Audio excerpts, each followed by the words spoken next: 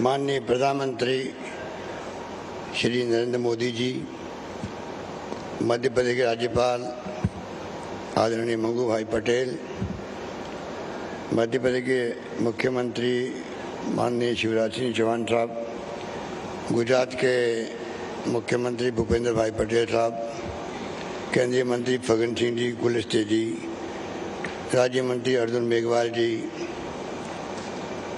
सांसद कनकमल कटारा जी, जसवंत सिंह डामोर और महेश शर्मा जी, रामचंद्र जी महाराज साहब, संत अच्युतानंद जी महाराज साहब और यहाँ उपस्थित हमारे साथी मंत्रिमंडल के साथी महेंद्र मालवीय जी, अर्जुन बामनिया जी, रामलाल जी जाट साहब, भंवर सिंह जी भाटी और नेता प्रतिपक्ष गुलाब सिंह कटारिया जी और तमाम उपस्थित बुजुर्गों, भाइयों और बहनों, नौजवान साथियों, मुझे बहुत पसंद था कि आज मानगढ़ धाम पे प्रधानमंत्री जी पधारे। मैं सबसे पहले अपनी ओर से, आप सबकी ओर से और राजस्थान प्रदेश वासियों की ओर से उनका हार्दिक स्वागत करता हूं।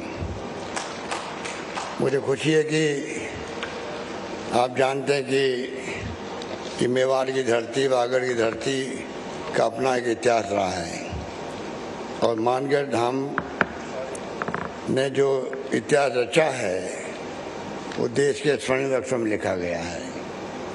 उस जमाने में 1913 के अंदर गोविंद गुरु जी के सानिध्य में आदिवासियों ने जो संघर्ष किया, जिसकी गाथा मेरे पूर्व वक्ताओं ने बताई आपको, आप कल्पना कर सकते हैं किस प्रकार से यहाँ पर लोहा लिया गया अंग्रेजों से। 1500 से अधिक लोग आदिवासी भाई बहन मारे गए। तो आप सोच सकते हो कि आदिवासियों का जो इतिहास है वो महान इतिहास है और मैं समझता हूँ कि जितनी खोज की जाए उतनी आपको नई नई कहानी मिलेगी कि आदिवासियों ने जंग में गुलामी की जंजीरों से मुक्त होने के लिए क्या क्या किया।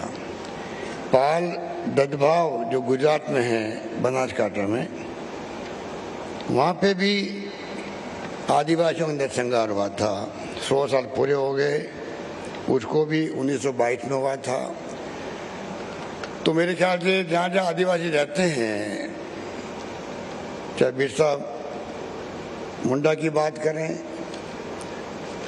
हर जगह आदिवासियों का आज़ादी की जंग में बहुत बड़ा योगदान था। और मुझे खुशी है कि आज वागड़ की धरती पर आए हैं, मेवाड़ की धरती में महाराणा प्रताप का शौर्य पराक्रम देश और दुनिया में उसकी पहचान है। यहाँ फ्रीडम फाइटर बहुत हुए, यहाँ के मुख्यमंत्री भी हुए हरदेव जोशी जी, भिखाबाई भील बहुत बड़े नेता हुए देश के, माणिकलाल वर्मा हुए, भोगीलाल पंड्या हुए, उपाध्याय हुए, कितने लोग हुए जिन्होंने उस वक्त में भाग लिया था। पर ये मानगढ़ धाम जो इतिहास रच गया है, मैं समझता हूँ कि ये हम लोगों के लिए गौरव की बात है। हमने प्रधानमंत्री महोदय को रिक्वेस्ट भी की है कि समय आ गया कि हम लोग क्यों नहीं इसको एक राष्ट्रीय स्मारक के रूप में इसकी स्थापना करें, जिससे कि पूरे देश जो जलियांवाला बाग की कहानी जानता है, इतिहास जानता है, त्याग और बलिदान किस प्रकार हुए वहाँ उनकी पहचान पूरे मुल्क के अंदर है, उसी प्रकार से मानगढ़ धाम की पहचान भी बने देश के अंदर कि आदिवासी समाज भी उस जमाने में पीछे नहीं था किसी से भी जंग लड़ने के अंदर। और जिस प्रकार महात्मा गांधी के सानिध्य में जंग लड़ी गई, आज भी इतिहास गवाह है किस प्रकार से त्याग, बलिदान, कुर्बानियाँ हुई थी। लोग जेलों में बंद रहे थे। पंडित जवाहरलाल नेहरू 10 साल तक जेलों में बंद रहे थे। सरदार पटेल जेलों में बंद रहे थे। मौलाना आज़ाद थे। डॉक्टर अम्बेडकर साहब ने संविधान बना दिया। आज देश उस पर खड़ा है, चल रहा है। और जिस प्रकार से लगातार हम देख रहे हैं एक के बाद एक जो देश इतिहास बना रहा है दुनिया के अंदर, उसके बारे में मुझे कहना नहीं, क्योंकि आज दुनिया की पहचान भी हमारे मुल्क का जो मान सम्मान है वो कहाँ से कहाँ पहुँच गया। कहाँ तो हम गुलामी की जंजीरों में झगड़े हुए थे, जिसकी कहानी हम यहाँ बैठ के कर रहे हैं, और कहाँ पर आज देश कहाँ पहुँचा है। प्रधानमंत्री मोदी जी जाते हैं दुनिया के मुल्कों में तो कितना सम्मान मिलता है इनको। क्यों मिलता है? क्योंकि नरेंद्र मोदी जी उस देश के प्रधानमंत्री हैं। नरेंद्र मोदी जी उस देश के प्रधानमंत्री हैं जो हमारे मुल्क में आए हैं, जो गांधी का देश है, जहाँ लोकतंत्र की जड़ें मजबूत है, गहरी है। 70 साल के बाद नहीं वहाँ लोकतंत्र जिंदा रहा है। ये दुनिया को एहसास होता है तो उनको गर्व होता है कि उन देश का प्रधानमंत्री मोदी जी हमारे मुल्क में आ रहे हैं। तो आप सोच सकते हो कि किस प्रकार से ये देश आगे बढ़ा है। और क्या बांसवाड़े की बात करें तो मामा बालेश्वर जी का नाम अभी ले रहे थे मोदी जी। इनको ज्ञान है कि मामा बालेश्वर का क्या योगदान था गोविंद गुरु के बाद में, किस प्रकार से उन्होंने लगातार जागृति का काम किया, लोगों को जगाने का काम किया। और मैं समझता हूँ नाथू भाई भगत, हीरा भाई मेंबर पार्लियामेंट थे, किसी ने कमी नहीं रखी। और सभा बना करके जो गोविंद गुरु ने प्रयास किए, उनको जेल जाना पड़ा, 8-10 साल तक जेलों में रहे। आप कल्पना कर सकते हो कि गोविंद गुरु का जो योगदान है उनको देश कभी भूल नहीं पाएगा। इस मौके पर क्योंकि समय की सीमा है, प्रधानमंत्री जी को बोलना भी है, जाना भी है, तो मैं खाली 2 बातें कहकर अपनी बात समाप्त करना चाहूँगा। राजस्थान सरकार, मैं प्रधानमंत्री जी को कहना चाहूँगा, हम लोग आदिवासियों के लिए भी शिक्षा के क्षेत्र में यहाँ विश्वविद्यालय खोला गया है बांसवाड़ा के अंदर। शिक्षा के क्षेत्र में हम लोग सभी तरह से कॉलेजेस खोल रहे हैं, उनका जाल बिछा रहे हैं। स्वास्थ्य सेवा में बहुत हम आगे निकल गए हैं।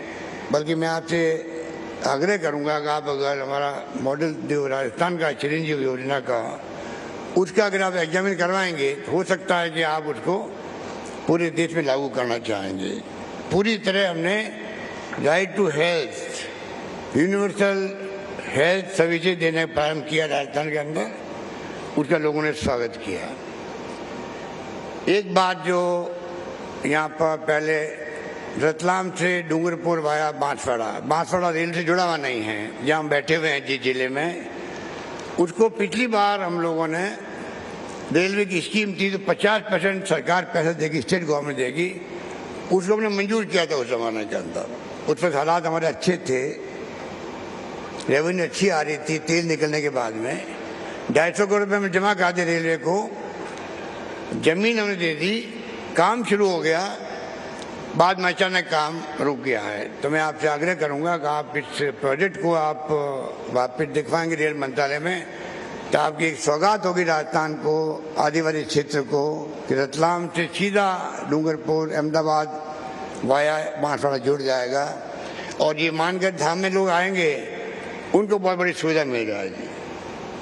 और अंत में फिर वही मांग करूंगा जो हम लोग कहते आए हैं कि राष्ट्रीय स्मारक घोषित हो मानगढ़ धाम। मुझे खुशी है कि प्रधानमंत्री जी आपने अभी 4-5 दिन पहले ही इसके बारे में जानकारी प्राप्त करी है।